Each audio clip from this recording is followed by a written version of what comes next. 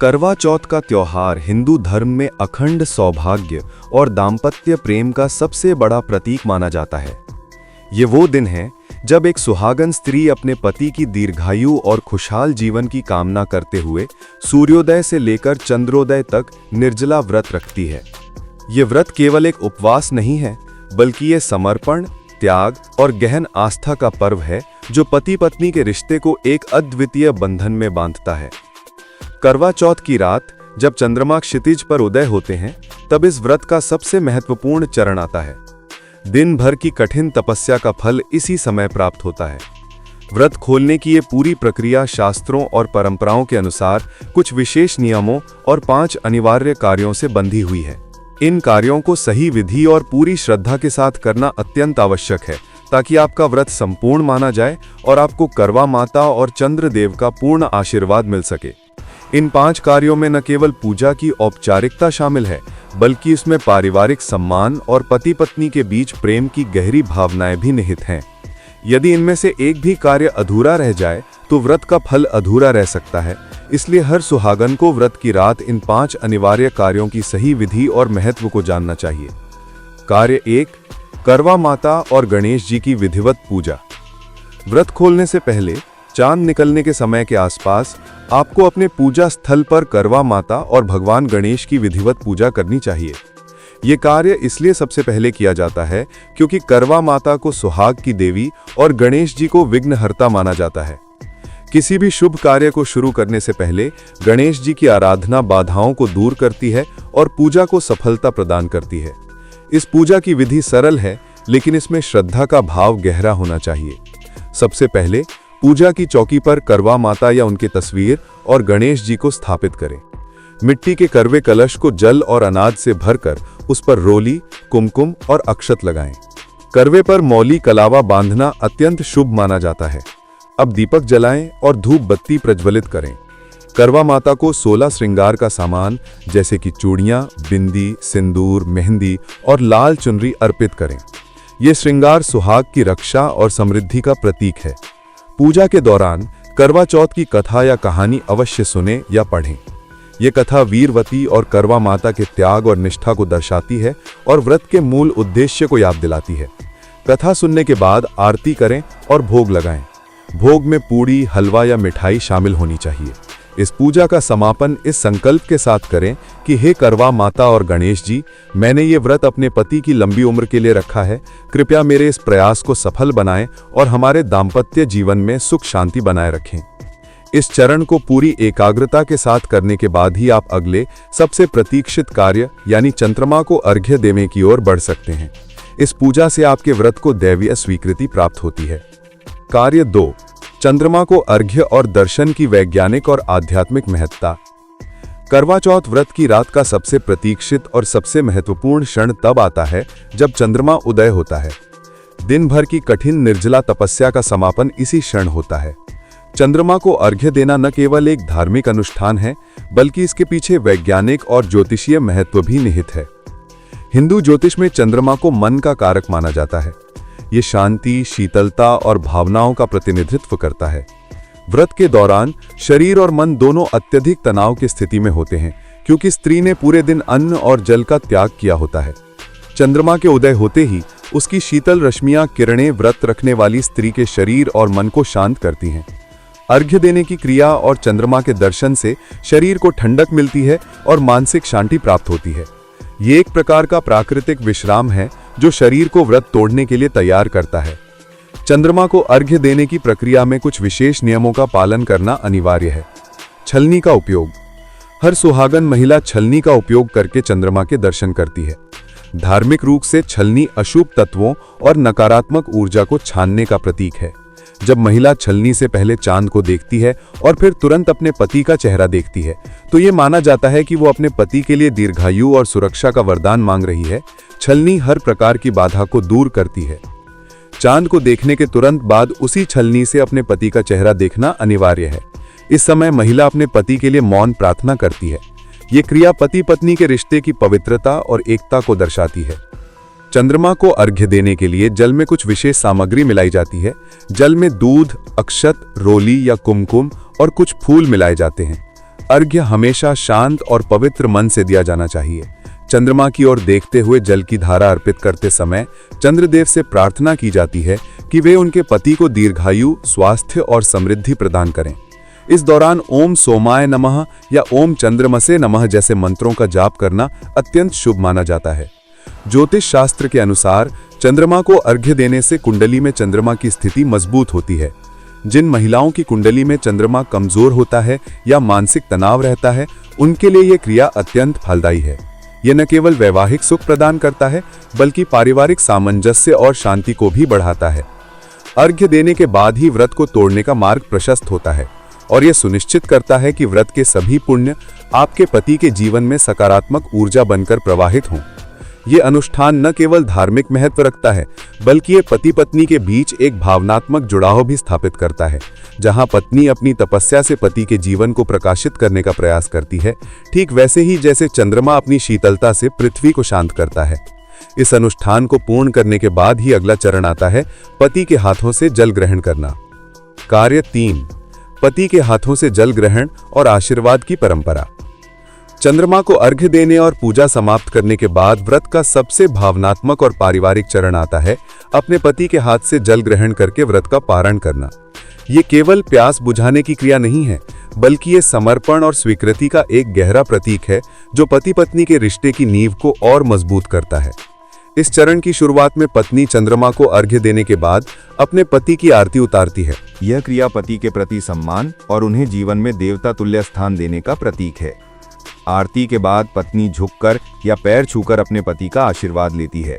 ये दर्शाता है कि पत्नी अपने पति को ईश्वर द्वारा दिया गया सबसे बड़ा उपहार मानती है और उनकी दीर्घायु के लिए किए गए अपने तप को उनके आशीर्वाद के रूप में स्वीकार करती है। पति भी अपनी पत्नी के इस त्याग और प्रेम को समझते हुए उन्हें प्रेमपूर्वक आशीर्वाद देते हैं। इसके बाद पति अपनी पत्नी को पानी पिलाते हैं। पानी, जो जीवन का मूल तत्व है, पूरे दिन के निर्जला व्रत को तोड़ता है।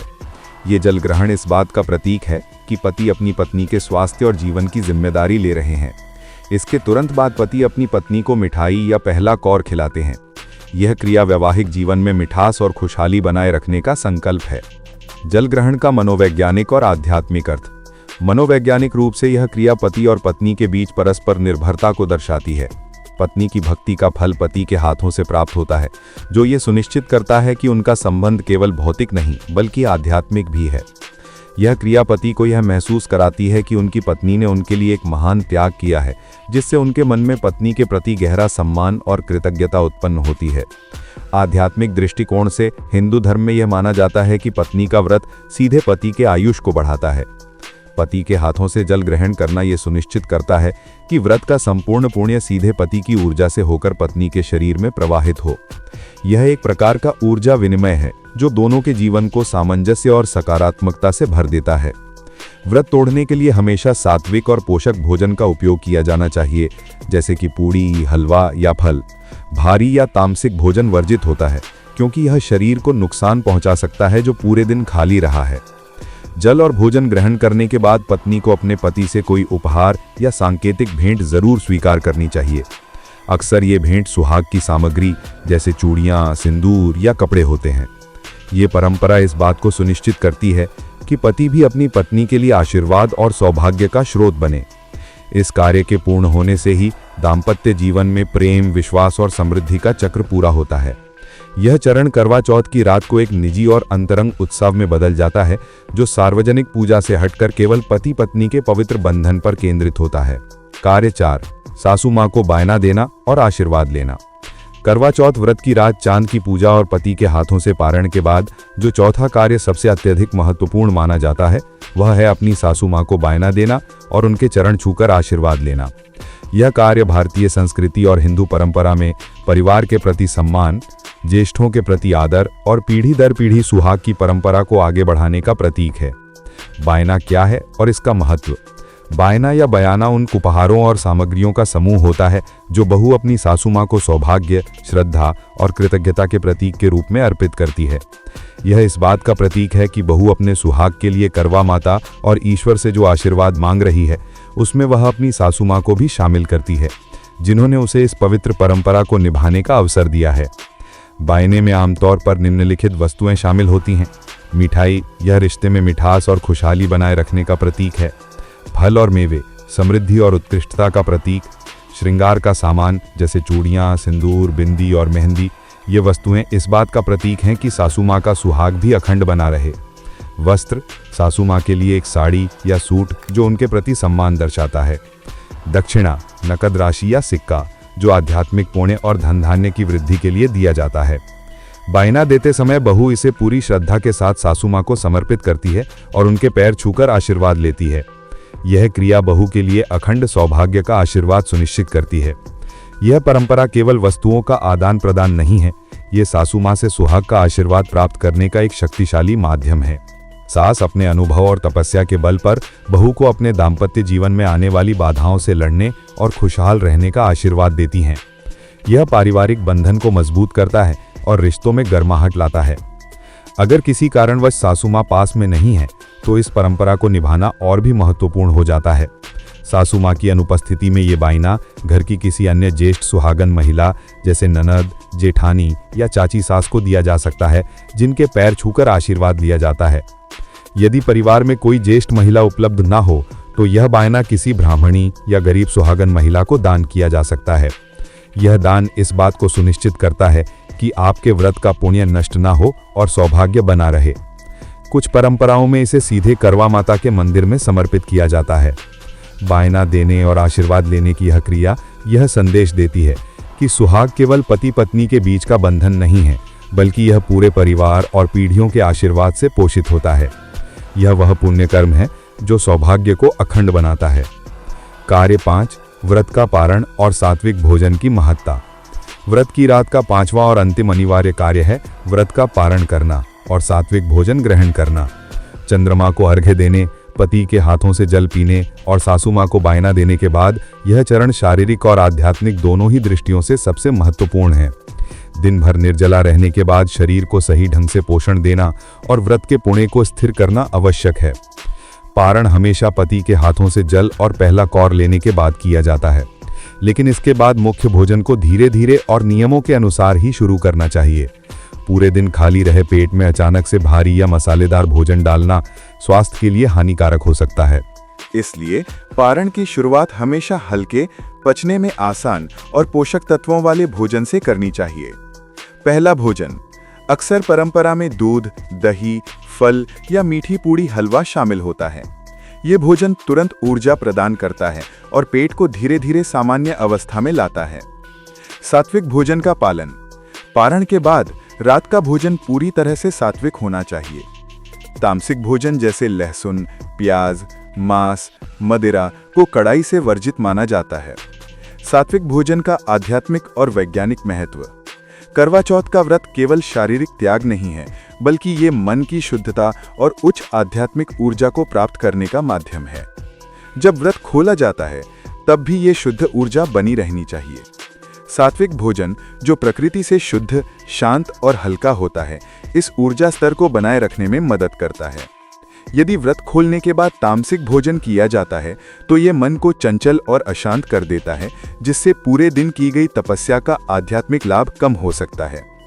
व्रत का संपूर्ण पुण्य फल तभी मिलता है जब मन और शरीर दोनों शांति और शुद्धता में बने रहें।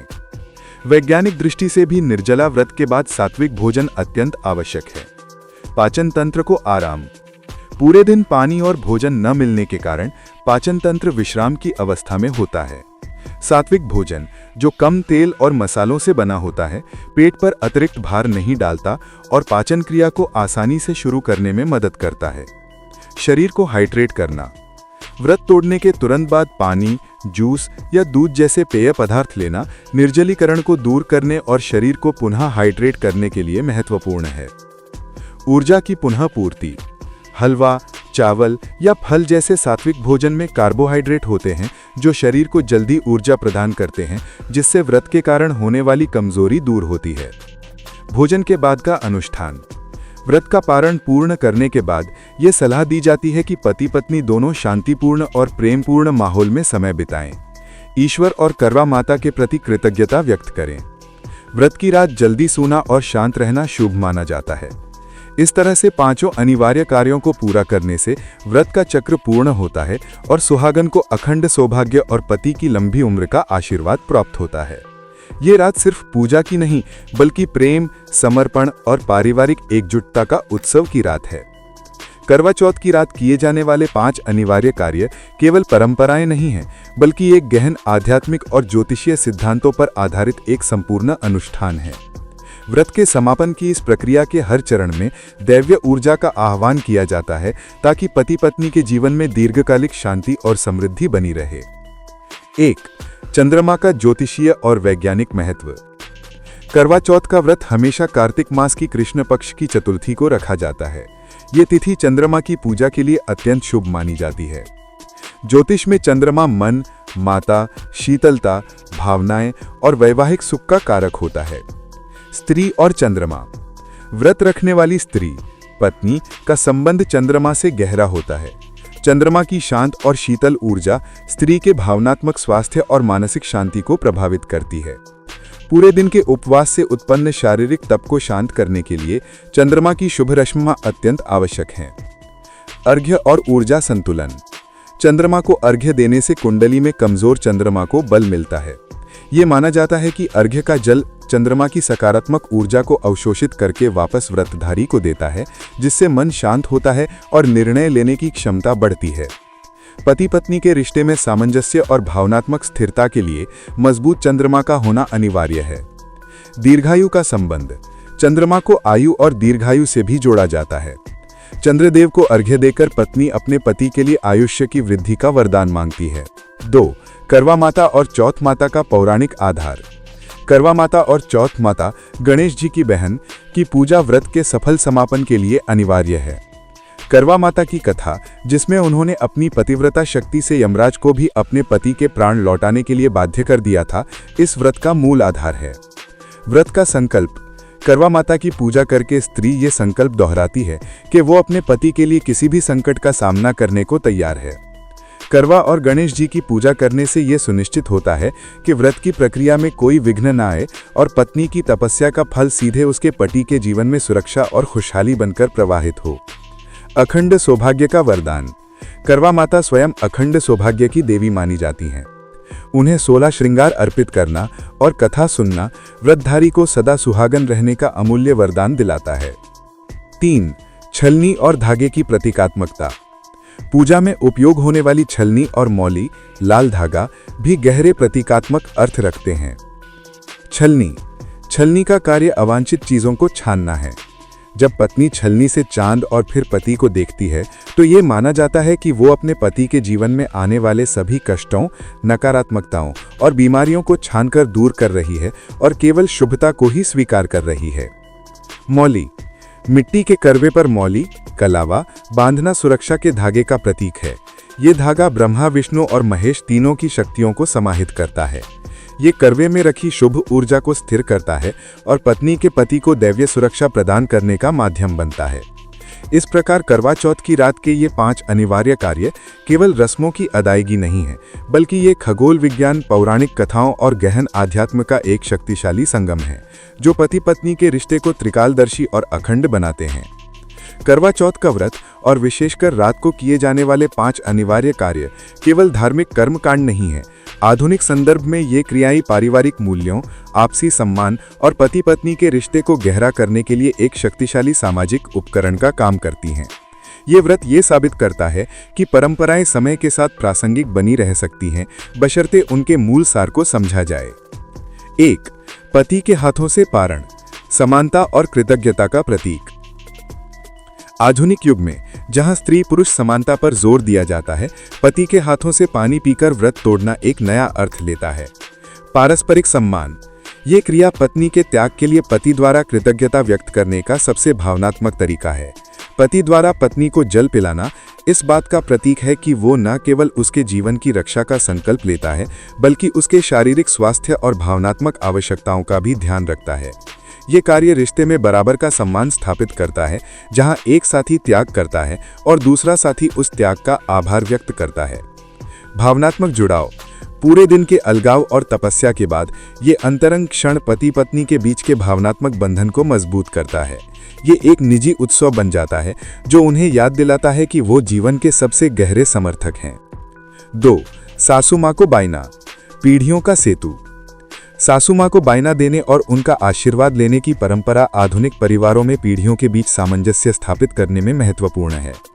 रिश्तों में निवेश, ये कार्य बहु द्वारा संयुक्त परिवार की परंपराओं और ज्येष्ठों के प्रति आदर दर्शाने का माध्यम है। ये एक ऐसा निवेश है जो सास बहू के रिश्ते में गर्माहट लाता है। ये स्वीकार करना कि सासू माँ का सौभाग्य और अनुभव उनके लिए प्रेरणा का स्रोत है, पारिवारिक एकता को बढ़ावा देता है। परंपरा का स्थानांतरण, सासू माँ का आशीर्वाद केवल शब्दों तक सीमित नहीं है, बल्कि ये अखंड सौभाग्य की परंपरा का हस्तांतरण है। सासू माँ अपनी बहू को सिखाती हैं कि कैसे इस व्रत की पवित्रता और निष्ठा को बनाए रखना है, जिससे ये सुनिश्चित होता है कि परिवार के संस्कार और मूल्य अगली पीढ़ी तक पहुँचते रहें। व्रत का सार, स्व अनुशासन और मानसिक शक्ति। करवा चौथ का व्रत और रात को इसका नियम पूर्वक पारण स्व अनुशासन और मानसिक शक्ति को विकसित करने का एक तरीका है। विलंबित संतुष्टि, दिन भर भूखा प्यासा रहना और फिर रात को नियमों के अनुसार ही व्रत तोड़ना विलंबित संतुष्टि का अभ्यास है। ये अभ्यास जीवन के अन्य क्षेत्रों में धैर्य और इच्छा शक्ति को बढ़ाता है। शरीर और मन का नियंत्रण, रात को सात्विक भोजन करके व्रत तोड़ना सिखाता है कि जीवन में भौतिक इच्छाओं पर नियंत्रण रखना कितना महत्वपूर्ण है। ये मन और शरीर को शुद्ध और शांत रखता है, जो एक सुखी और सफल दाम्पत्य जीवन के लिए आधारभूत है। इस प्रकार करवा चौथ की रात के 5 अनिवार्य कार्य आधुनिक जीवन की भाग दौड़ में पति पत्नी और परिवार को एकजुट होने, एक दूसरे को महत्व देने और अपनी सांस्कृतिक जड़ों से जुड़े रहने का एक सुनहरा अवसर प्रदान करते हैं। ये व्रत केवल पति की लंबी उम्र के लिए नहीं है, बल्कि ये प्रेम, सम्मान और त्याग के अखंड बंधन को हर साल पुनर्जीवित करने का पर्व है। करवा चौथ की रात के ये 5 अनिवार्य कार्य करवा पूजा, चंद्र अर्घ्य, पति से पारण, सासू माँ को बायना और सात्विक भोजन एक ऐसी पूर्ण चक्र का निर्माण करते हैं जो केवल दीर्घायु, लंबी उम्र ही नहीं, बल्कि सौभाग्य, शांति और समृद्धि भी प्रदान करता है। इन कार्यों की समग्रता को समझना आवश्यक है, क्योंकि ये एक दूसरे से गहरे रूप से जुड़े हुए हैं। व्रत के पुण्य को स्थिर करना, पूरे दिन के निर्जला व्रत से जो आध्यात्मिक ऊर्जा और पुण्य अर्जित होता है, उसे रात के समय इन 5 कार्यों द्वारा स्थिर किया जाता है। पूजा और अर्घ्य, ये 2 कार्य दैवीय शक्तियों करवा माता, गणेश जी और चंद्रदेव को प्रसन्न करके व्रत को वैधता प्रदान करते हैं। ये सुनिश्चित करते हैं कि तपस्या का फल ईश्वर तक पहुँचे। पति और सासू माँ का आशीर्वाद, ये चरण मानवीय रिश्तों और पारिवारिक व्यवस्था को सम्मान देता है। ये पुण्य को सामाजिक और पारिवारिक ढांचे में सकारात्मक ऊर्जा के रूप में स्थापित करता है। पति का आशीर्वाद व्रत के पुण्य को पति के जीवन में प्रवाहित करता है, जबकि सासू माँ का आशीर्वाद उस पुण्य को वंश और दाम्पत्य जीवन में स्थायित्व देता है। सात्विक पारण, ये चरण शारीरिक और मानसिक शुद्धता को बनाए रखता है, जिससे व्रत से प्राप्त उच्च ऊर्जा दूषित न हो। सही ढंग से पारण करना सुनिश्चित करता है कि व्रत का सकारात्मक प्रभाव अगले दिन भी बना रहे। पति पत्नी के बीच आध्यात्मिक बंधन, करवा चौथ का ये पूरा अनुष्ठान पति पत्नी के रिश्ते को भौतिक स्तर से ऊपर उठाकर आध्यात्मिक स्तर पर ले जाता है। ये एकता का प्रतीक है। साझी तपस्या, हालांकि व्रत स्त्री रखती है, पति भी अपनी पत्नी के लिए मानसिक समर्थन और प्रेम